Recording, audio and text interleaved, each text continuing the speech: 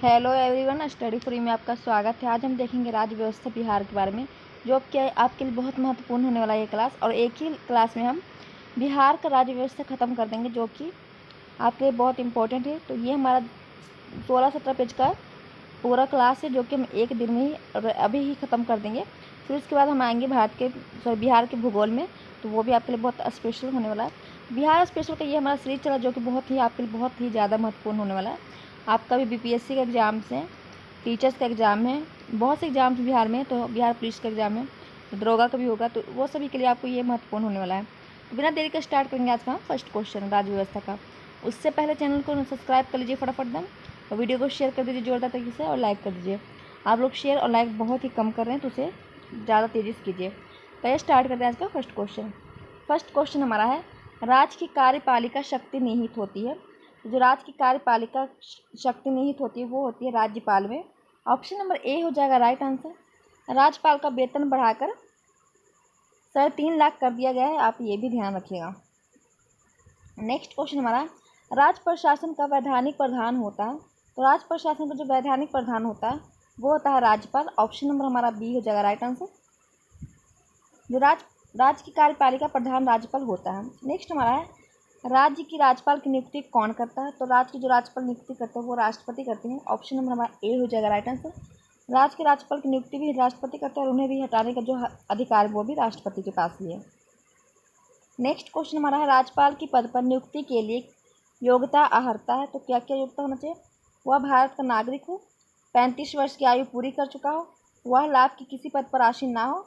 उपयुक्त रूप से हमारा सभी हो जाएगा इसमें डी आंसर। जो राज्यपाल अगर आपको बनना है, उसके पद की नियुक्ति के लिए आपकी योग्यता है कि वो आप भारत के नागरिक हो, और 35 वर्ष की आयु आपकी पूरी हो चुकी हो, और वह लाभ के पद पर किसी पे आसीन ना हो। इसमें हमारा ऑप्शन नंबर डी हो जाएगा राइट आंसर। नेक्स्ट क्वेश्चन हमारा, राज्य की राज्यपाल को उसके पद से हटाने की शक्ति प्राप्त है। तो किसको है? तो हमने पीछे भी जस्ट बताया आपको, ये भी हमारा राष्ट्रपति को है। तो ऑप्शन नंबर हमारा बी हो जाएगा राइट आंसर। नेक्स्ट क्वेश्चन हमारा है,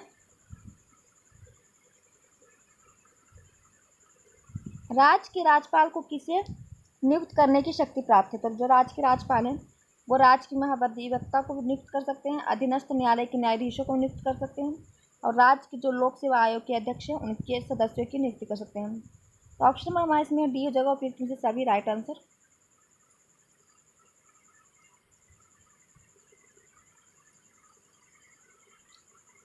नेक्स्ट क्वेश्चन हमारा है, राज्य के राज्यपाल के संबंध में कौन सा कथन गलत है।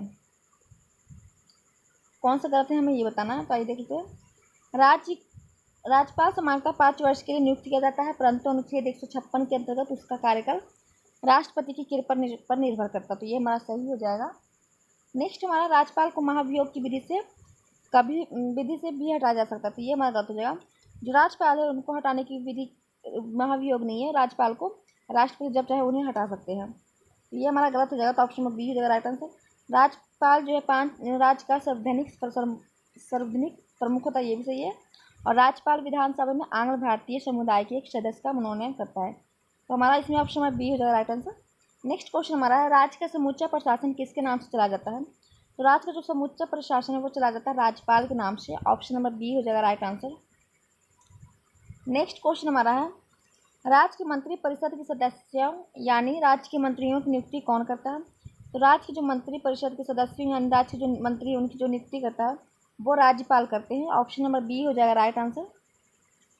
राज्यपाल राज्य के मंत्रियों की नियुक्ति मुख्यमंत्री की सलाह पे करते हैं। नेक्स्ट क्वेश्चन हमारा है, राज्य के जो राज्यपाल को उसकी पद एवं गोपनीयता की जो शपथ है वो कौन दिलाता है। तो राज्य के जो हाई कोर्ट के या उच्च न्यायालय के मुख्य न्यायाधीश होते हैं वो दिलाते हैं। ऑप्शन नंबर सी हो जाएगा राइट आंसर। नेक्स्ट क्वेश्चन हमारा है, मुख्यमंत्री अपना इस्तीफा सौंपता है। तो मुख्यमंत्री जो अपना इस्तीफा सौंपता है वो राज्यपाल को सौंपता है। ऑप्शन नंबर सी हमारा हो जाएगा राइट आंसर। नेक्स्ट क्वेश्चन हमारा है, राज्यपाल अपना इस्तीफा सौंपता है। तो राज्यपाल जो अपना इस्तीफा सौंपता है वो राष्ट्रपति को सौंपता है। ऑप्शन नंबर ए हो जाएगा राइट आंसर। अब हम देखेंगे राज्य की विधायिका के बारे में। तो राज्य के विधानमंडल के अंग होते हैं, तो कौन कौन से होते हैं। तो राज्यपाल होता है, विधान परिषद और विधानसभा तीनों होते हैं। जहाँ विधान परिषद है वहाँ विधान परिषद भी होते हैं। इसमें हमारा ऑप्शन नंबर डी हो जाएगा, उपयुक्त में से सभी। विधान परिषद केवल 6 राज्यों में, उत्तर प्रदेश, बिहार, महाराष्ट्र, कर्नाटक, आंध्र प्रदेश और तेलंगाना में है। तो आप 6 नाम याद रख लीजिएगा। कभी कोई पूछ लिया जाता है कि किस राज्य में विधान परिषद नहीं है, और ये सभी राज्यों में विधानमंडल राज्यपाल एवं विधान परिषद तथा विधानसभा से मिलकर बनेगा, तथा शेष राज्यों में राज्यपाल एवं विधानसभा को मिलकर विधानमंडल बनेगा। नेक्स्ट क्वेश्चन हमारा, बिहार विधानमंडल में सम्मिलित है। बिहार विधानमंडल में क्या है, तो आपने पीछे भी देखा कि बिहार और उत्तर प्रदेश, महाराष्ट्र, कर्नाटक, आंध्र प्रदेश, तेलंगाना, सब ये 6 राज्य में विधान परिषद है। तो बिहार के बारे में पूछ रहा है, तो राज्यपाल भी होगा, विधान परिषद भी होगा और विधानसभा भी। इसमें हमारा ऑप्शन नंबर डी हो जाएगा, उपयुक्त में से सभी। नेक्स्ट क्वेश्चन हमारा है, संविधान के किस अनुच्छेद के अनुसार बिहार में द्विसदनात्मक विधानमंडल की व्यवस्था की गई है। तो ये व्यवस्था की गई है अनुच्छेद 169 के तहत। ऑप्शन नंबर सी हो जाएगा राइट आंसर।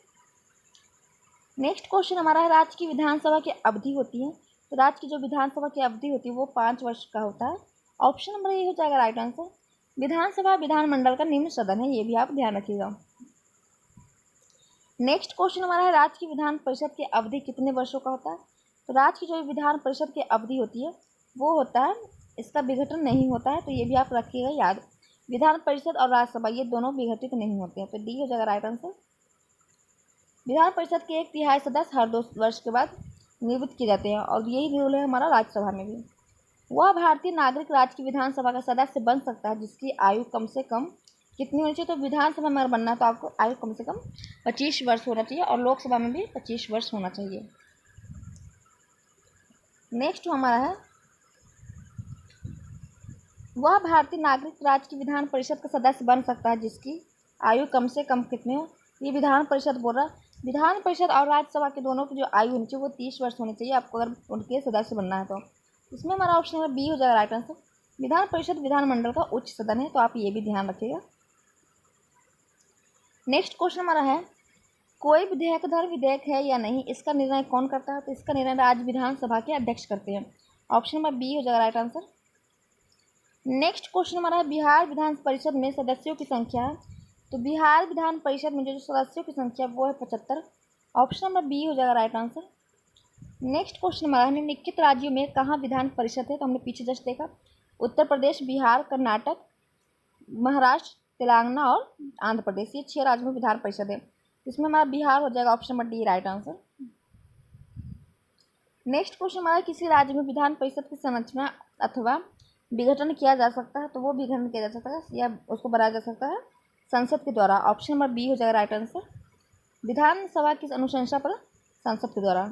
अब हम देखेंगे न्यायपालिका के बारे में। तो बिहार की न्यायपालिका के बारे में, पटना उच्च न्यायालय की स्थापना कब हुई थी। तो पटना उच्च न्यायालय की स्थापना जो होती है 9 फरवरी 1916 को हुई थी। तो ऑप्शन नंबर ए हो जाएगा राइट आंसर।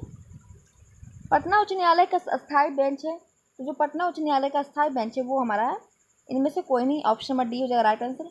वर्तमान में पटना उच्च न्यायालय का कोई बेंच नहीं है। नेक्स्ट हमारा है, राज्य के उच्च न्यायालय के संबंध में कौन सा कथन सत्य है, मतलब कि सही है। इसमें हमारा हो जाएगा, उसके आरंभिक क्षेत्राधिकार में संविधान की व्याख्या तथा नागरिकों की सुरक्षा संबंधी मामले आते हैं। अपील क्षेत्राधिकार के अंतर्गत उच्च न्यायालय मूल रूप से एक अपील सुनने वाला न्यायालय होता है, तो ये भी सही हो जाएगा। प्रशासकीय क्षेत्राधिकार में राज्य के सभी अधीनस्थ न्यायालय को निरीक्षण तथा नियंत्रित शामिल करना, ये भी होगा। तो हमारा ऑप्शन नंबर डी हो जाएगा, उपयुक्त में से सभी। नेक्स्ट क्वेश्चन हमारा, उच्च न्यायालय के मुख्य न्यायाधीश एवं अन्य न्यायाधीशों की नियुक्ति कौन करता है। तो राष्ट्रपति करते हैं। ऑप्शन नंबर ए हो जाएगा राइट आंसर। नेक्स्ट क्वेश्चन हमारा है, राज्य के उच्च न्यायालय के न्यायाधीश की अवकाश ग्रहण की आयु कितनी होती है। तो ये होती है 62 वर्ष। ऑप्शन नंबर ए हो जाएगा राइट आंसर। नेक्स्ट क्वेश्चन हमारा, राज्य का प्रथम विधि अधिकारी कौन होता है। तो राज्य का प्रथम विधि अधिकारी होता है महाधिवक्ता एडवोकेट जनरल। तो ऑप्शन नंबर हमारा इसमें ए हो जाएगा राइट आंसर। राज्य के महाधिवक्ता की नियुक्ति कौन करता है। तो राज्य के महाधिवक्ता की जो नियुक्ति हमने पीछे भी देखा था राज्यपाल द्वारा किया जाता है। तो ऑप्शन नंबर बी हो जाएगा राइट आंसर। अब देखेंगे राज्य लोक सेवा आयोग के बारे में। तो राज्य लोक सेवा आयोग के अध्यक्ष एवं सदस्यों की नियुक्ति कौन करता है। तो ये करते हैं राज्यपाल। ऑप्शन नंबर सी हो जाएगा राइट आंसर। हमने पीछे भी देखा, राज्य लोक सेवा आयोग के अध्यक्ष और उसके सदस्यों की जो सेवानिवृत्त की उम्र है, मतलब कि रिटायरमेंट की जो उम्र है वो कितनी है। तो ये 62 वर्ष है। ऑप्शन नंबर बी हो जाएगा राइट आंसर। राज्य लोक सेवा आयोग के अध्यक्ष व सदस्यों को संवैधानिक प्रक्रिया द्वारा कौन हटा सकता है। तो ये हटा सकते हैं राष्ट्रपति। ऑप्शन नंबर ए हो जाएगा राइट आंसर। राज्य लोक सेवा आयोग के अध्यक्ष एवं सदस्य अपना इस्तीफा राष्ट्रपति को देते हैं और इसको चुनते कौन है, तो मतलब किस पद को जाते तो राज्यपाल, लेकिन इसको हटाने का जो है वो राष्ट्रपति हटाते हैं इनको हटाने का। बिहार लोक सेवा आयोग की स्थापना कब हुई थी, तो बिहार लोक सेवा आयोग की जो स्थापना होती है 1 अप्रैल 1949 में हुई है। ऑप्शन नंबर ए हो जाएगा राइट आंसर। बिहार लोक सेवा आयोग के प्रथम अध्यक्ष श्री राजेंद्र धारी सिन्हा थे। नेक्स्ट हमारा है स्थानीय स्वशासन। बिहार में पंचायती राज व्यवस्था डैश है, तो ये कितना है, त्रिस्तरीय है। ऑप्शन नंबर ए हो जाएगा राइट आंसर।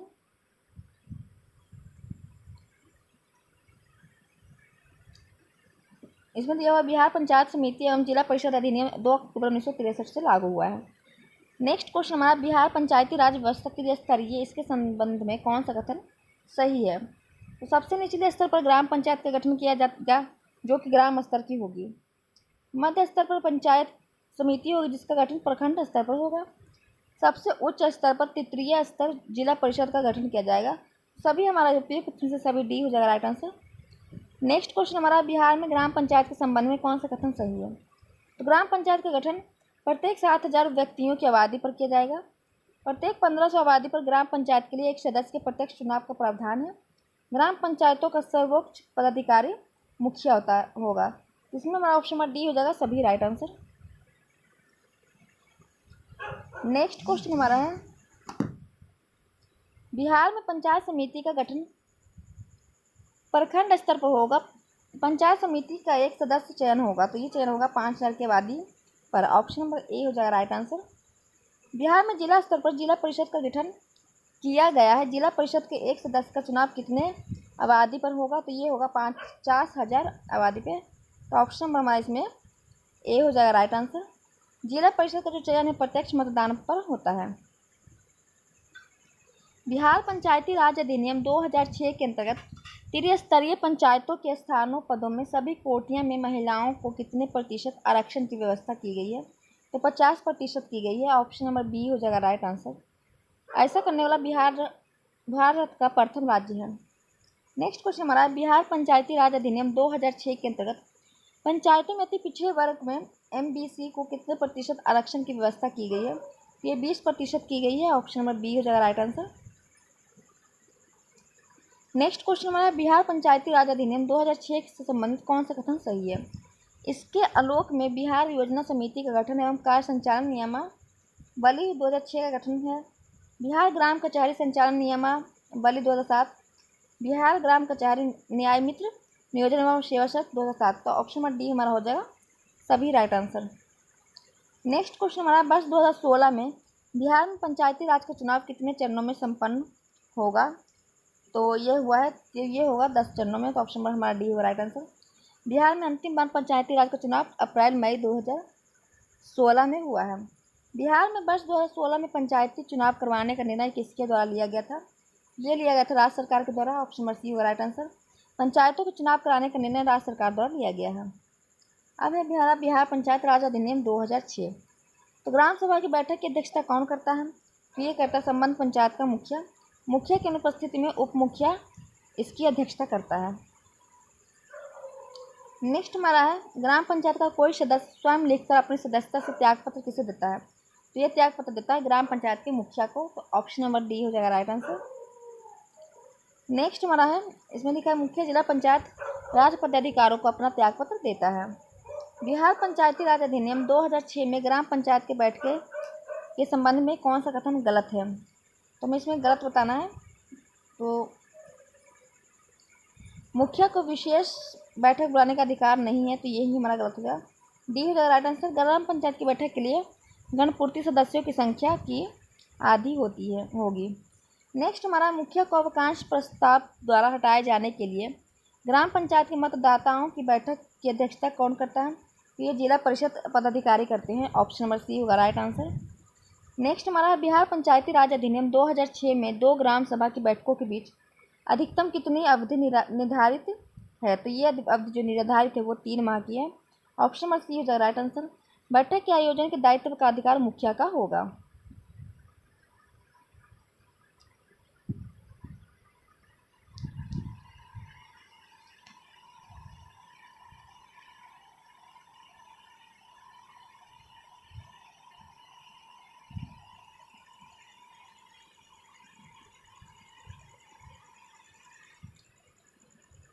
नेक्स्ट हमारा है पंचायत समिति के संबंध में कौन सा कथन गलत है। तो पंचायत समिति के बारे में देखना है। तो जो प्रत्येक प्रखंड के लिए एक पंचायत समिति होगा, तो ये हमारा सही है। पंचायत समिति की कार्यविधि उसकी पहली बैठक की निर्धारित तिथि से अगले 5 वर्षों तक होगी, इससे अधिक नहीं, तो ये भी सही हो जाएगा। पंचायत समिति 2 माह से कम एक और बैठक करेगी, तो ये भी सही हो जाएगा। सरकार पंचायत समिति के कार्यपालक पदाधिकारी के रूप में किसी भी राजपत्रित अधिकारी की नियुक्ति कर सकता, तो ये भी सही हो जाएगा। ये गलत हो जाएगा, तो ऑप्शन हमारा डी हो जाएगा राइट आंसर। तो सरकार पंचायत समिति के जो कार्यपालक पदाधिकारी के रूप में प्रखंड विकास पदाधिकारी को नियुक्ति करते हैं। जिला परिषद के संबंध में कौन सा कथन गलत है। तो जिला परिषद के बारे में हमें गलत बताना है, तो आइए देख लेते हैं।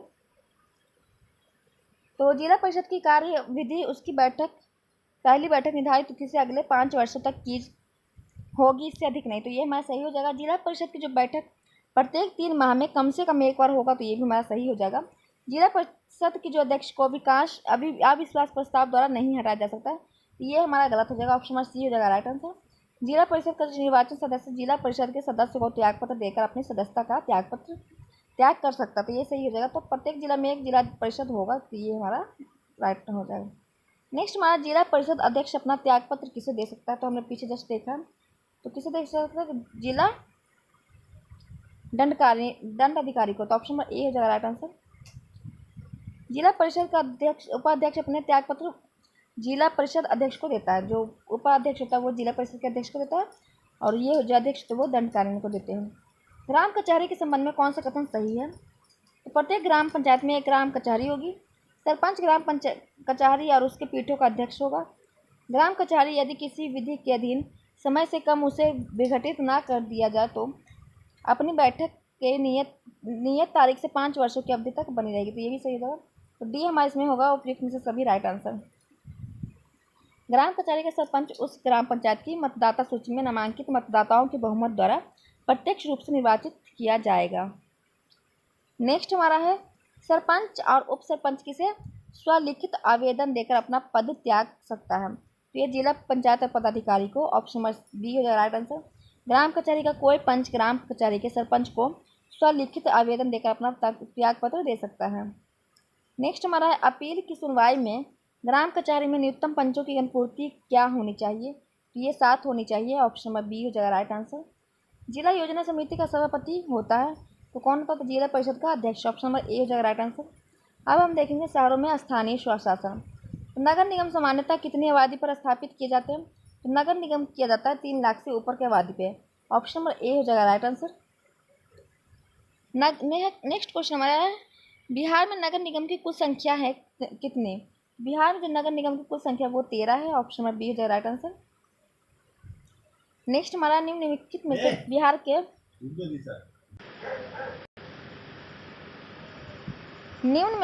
के कौन सा शहर को नगर निगम का दर्जा प्राप्त नहीं है। तो सहरसा को नहीं है, ऑप्शन नंबर डी हो जाएगा राइट आंसर। बिहार में पटना, भागलपुर, मुजफ्फरपुर, बिहार शरीफ, दरभंगा, आरा, छपरा, बेगूसराय, पूर्णिया, कटिहार, मुंगेर, गया, समस्तीपुर को नगर निगम का दर्जा प्राप्त है। नेक्स्ट क्वेश्चन हमारा है पटना नगर निगम में वार्डों की कुल संख्या है तो कितनी है। तो 72 है, ऑप्शन नंबर बी हो जाएगा राइट आंसर। नेक्स्ट क्वेश्चन हमारा है बिहार के पटना एवं गया के नगर में उन्यान्यास का गठन हुआ है। तो इम्प्रूवमेंट ट्रस्ट का जो गठन हुआ है वो हुआ है हमारा 1965 में, ऑप्शन नंबर बी हो जाएगा राइट आंसर। गया एवं दरभंगा में 1984 में, पटना में 1967 में तथा मुजफ्फरपुर में 1975 में क्षेत्रीय विकास प्राधिकरण का गठन हुआ है। नेक्स्ट हमारा है बिहार में शहरी स्थानीय निकायों नगर निगम, नगर परिषद, नगर पंचायत के चुनाव अंतिम बार कब हुए हैं। तो ये हुए हैं 2017 में, ऑप्शन नंबर डी हो जाएगा राइट आंसर। नेक्स्ट क्वेश्चन हमारा बिहार में नगर पंचायतों की कुल संख्या है तो कितनी है। 87 है, ऑप्शन नंबर ए हो जाएगा राइट आंसर। बिहार में अंतिम बार शहरी निकायों के चुनाव कब हुआ है। तो 2017 में हुआ है, ऑप्शन नंबर बी हो जाएगा राइट आंसर। बिहार में नगर परिषदों की संख्या कितनी है। तो ये हमारा 46 है, ऑप्शन नंबर सी हो जाएगा राइट आंसर। बिहार में वार्डों की संख्या कितनी है। तो वार्डों की 3193, ऑप्शन नंबर ए हो जाएगा राइट आंसर। अब देखेंगे बिहार में राष्ट्रपति शासन के बारे में। बिहार में राष्ट्रपति शासन प्रथम बार कब लागू किया गया था। तो ये लागू किया था 26 जून 1968 को, ऑप्शन नंबर ए हो जाएगा राइट आंसर। इसकी अवधि जो है 26 जून 1968 से 26 फरवरी 1969 तक है था। नेक्स्ट हमारा इसकी जो अवधि है 26 जून से 1968 से 26 फरवरी 1969 तक था, हमने पीछे देख लिया। बिहार में पहली बार राष्ट्रपति शासन 26 जून 1968 को लागू किया गया। उस समय बिहार के राज्यपाल कौन थे? तो उस समय जो बिहार के राज्यपाल थे वो नित्यानंद कानूनगो थे। ऑप्शन नंबर बी हो जाएगा राइट आंसर। बिहार में पहली बार राष्ट्रपति शासन लागू करने के समय मुख्यमंत्री भोला पासवान शास्त्री थे। ये आप याद रखिएगा। नेक्स्ट हमारा है, बिहार में अब तक कुल कितनी बार राष्ट्रपति शासन लागू किया गया है? तो कुल 8 बार किया गया है। ऑप्शन नंबर सी हो जाएगा राइट आंसर। भारतीय संविधान के अनुच्छेद 356 के अंतर्गत राज्य में राष्ट्रपति शासन लगाया जाता है। नेक्स्ट हमारा, बिहार में अंतिम बार कब राष्ट्रपति शासन लागू किया गया है? तो ये किया गया था 7 मार्च 2005 को। ऑप्शन में हमारा डी हो जाएगा राइट आंसर।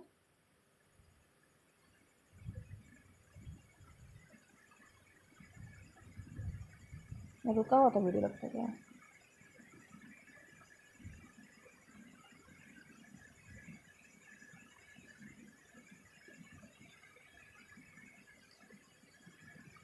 नेक्स्ट हमारा है, बिहार में अंतिम बार राष्ट्रपति शासन कब लागू किया गया था? तो ये किया गया था 7 मार्च 2005 को।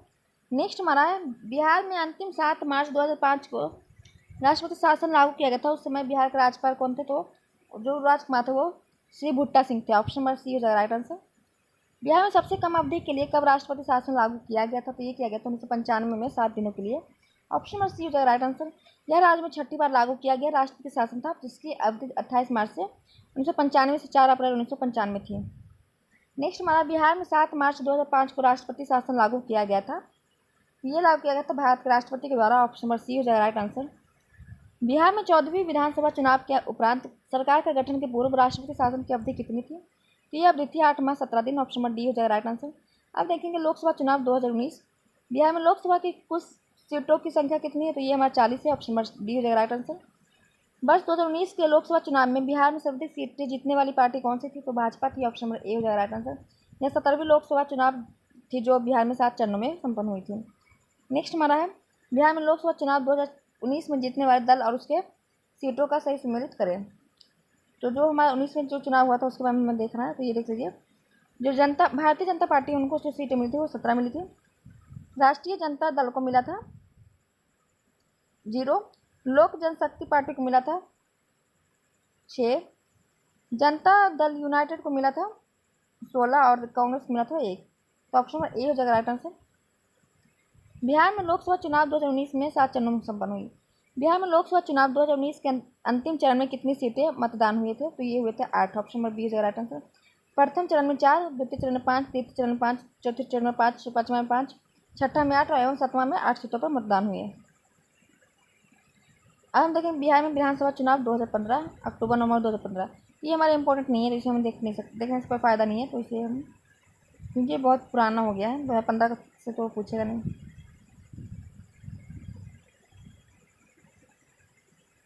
कुछ कुछ जो चुनाव हमारा देख लेते हैं।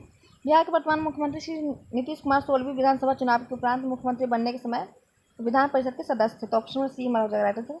बिहार में किस वर्ष 2 विधानसभा चुनाव हुए थे? तो ये हुए थे 2005 में। ऑप्शन नंबर सी हो जाएगा राइट आंसर। अक्टूबर नवंबर 2015 के विधानसभा चुनाव के प्रथम चरण में कितने चुनाव हुए थे? तो ये 49। ये हमारे इंपॉर्टेंट नहीं है, 2015 का ये है, करंट अफेयर्स इतना पुराना नहीं पूछेगा। जो आपके लिए इंपॉर्टेंट है वो हम देख लेते हैं।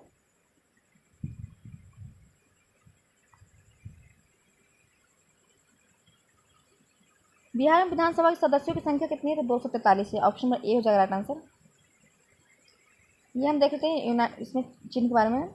जनता दल यूनाइटेड का जो चिन्ह है वो हमारा है तीर। भारतीय जनता दल का जो हमारा चिन्ह है वो हमारा हो जाएगा लालटेन। भारतीय जनता दल का जो हमारा चिन्ह है वो हमारा हो जाएगा कमल फूल। और लोक जनशक्ति का है बंगला। इसमें हमारा ऑप्शन नंबर बी हो जाएगा राइट आंसर।